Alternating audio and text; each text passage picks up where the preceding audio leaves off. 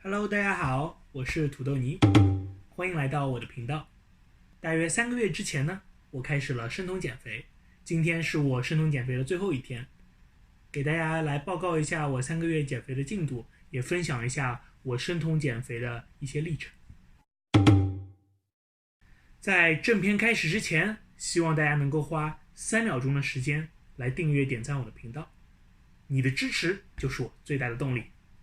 3、2、1。3个月之前呢，我录了这个视频，立下了字据说我要用3个月的时间，只用生酮减肥减掉30公斤。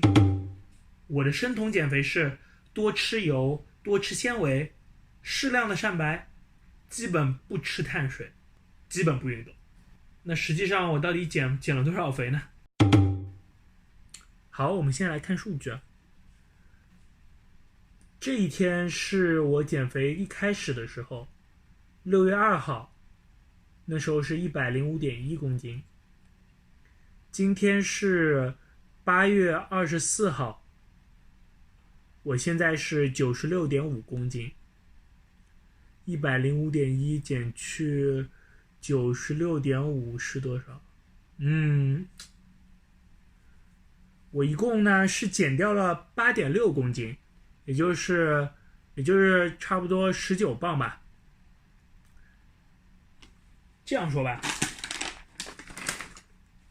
这一袋开心果仁是2磅，那的话19磅也就是要有9包半这样子的开心果仁。我家娜娜呢，她是2磅半，也就是说19的话就是有7.6个娜娜，感觉还是非常有成就感的。当然了，那个8.6公斤跟30公斤差距还是很远的。不过乐观的来看呢，我现在的身材已经比3个月之前瘦很多很多了。你们可以看，这个左边呢是3个月之前的，这个右边呢是现在，是不是进度写呢？当然了，最让我开心的呢是体脂比，我们可以看一下。这个东西我是用 Within 的那个就是智能电子秤来称的。你们可以看到我一开始6月2号的体脂是34.5%，现在的话呢，体脂是26.4%，也就是说我就是这段时间3个月呢，一共减掉了8.1%的脂肪，这还是非常非常多的。虽然离就是健康的一个体脂比率20%还差了那么点，不过已经很好了，减了这么多，34%到26.4%，very good。这个呢就是生酮减肥的优势了，体脂呢掉的特别多。减肥呢跟减重是不一样的，一般大家节食呢用苹果减肥法、8小时减肥法、间歇断食啊这些东西，一般都是减重，但是却不是特别减肥。但是生酮减肥法呢，就可以让我们这些不喜欢运动的懒人，也可以有非常快速的减肥的方法。好，那我们现在更加细致的去看一下我减肥的那些数据。好，我们可以看得出来，非常明显的，从6月2号到6月20号这段时间呢，是我的快速减重期。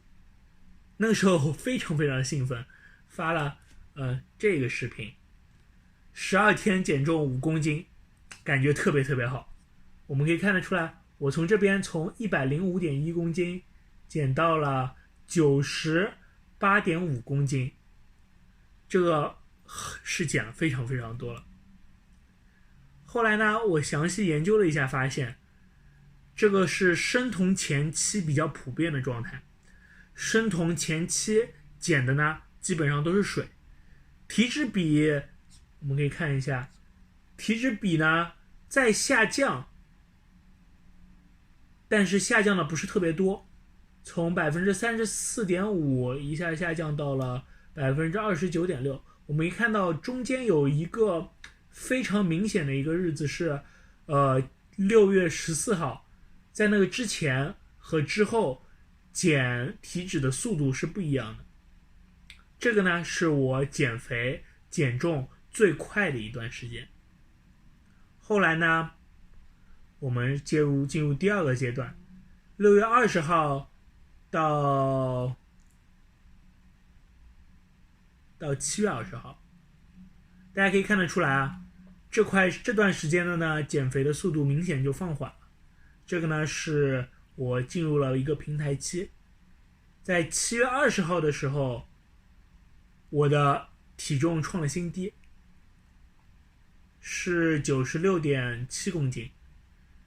在这个时候呢，我发了我的第二个视频，是生酮外食吃和牛的那个，在这边大家可以看得到呢，在这段时间呢，我的体脂比呢在继续的在往下降，最低的时候达到过 26.4， 然后呢在7月20号那一天大概是 26.8 左右吧。这段时间呢，体脂比呢也是明显的下降了，但是的话，我的那个体重却没有非常明显的下降，这就说明这个时候我在做 balance， 我在做平衡，把之前丧失的水和现在就是减掉的油去进行做一个平衡。好，那后面的这段时间呢，就是从7月20号一直到现在。这段时间呢，我工作一下子就忙了起来，吃东西呢也没有那么控制了。虽然我还是在做 keto， 但是吃东西吃的有点多，然后还吃很多什么夜宵啊什么的。虽然体重没有什么明显的反弹了，有的时候对，有一天还是特别高了，那时候吓了我一大跳。但是的话，我们可以看得出，这就是真的是我在一个平台期的这样的一个趋势了。今天是8月24号 ，actually 现在已经是8月25号了，所以的话，我一共做了这个生酮减肥，一共有84天，差不多有算2116个，不对，一共有2016个2016个小时，8.6个公斤。怎么说呢？虽然连30公斤的1/3都还不到，但是这就是人生。我呢，经过这段时间呢，我非常非常的喜欢 keto 这种低碳的饮食方法。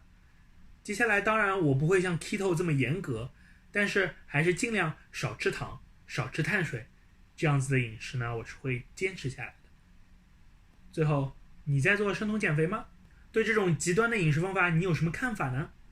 在下面留言哦，我对这些非常感兴趣。当然，最后的最后，感谢你的时间。如果你喜欢本期视频的话，记得点赞和订阅哦。拜拜。